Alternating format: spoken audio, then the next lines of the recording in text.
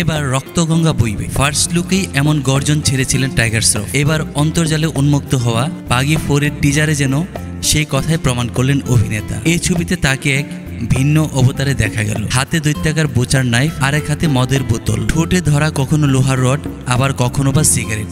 সেদিকে ভ্রুক্ষেপ নেই, ধারালো অস্ত্রের কোপে একের পর এক শত্রুকে ধরাশায়ী করে চলেছেন।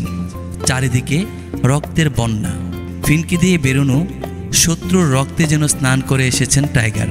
বাগি 4-এর পয়লা টিজারেই যেন ভয়ঙ্কর হিংস্রতার ঝলক দেখালেন অভিনেতা। তাতেই সোশ্যালি প্রশ্ন, এই ছবি কি অ্যানিমেলকেও হার মানাবে?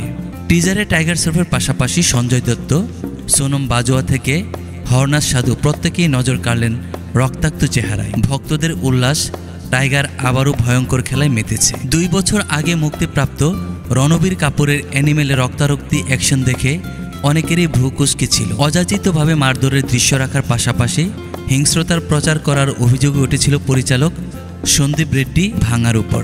তবে বাগি 4-এর টিজার দেখে সিনেমা দর্শকদের মত, এই ছবি তো অ্যাকশন, রক্তারক্তি আর হিংস্রতার নিরিখে অ্যানিমেলকেও ছাপিয়ে যাবে। টিজার দেখে আবার অনেকে রণবীর কাপুরের সঙ্গে টাইগার শ্রফের তুলনা টেনেছেন। কারো মতে আবার প্রচেষ্টা ভালোই, তবে রণবীর আসল গুরু, ওকে টপকানো দায়। হিরোপান্তি স্টার বলিউডের বক্স অফিসে সেভাবে পায়ের তলায় মাটি শক্ত করতে না পারলেও মাল্টিস্টারার ছবিতে কিন্তু তার কদর কম নয়।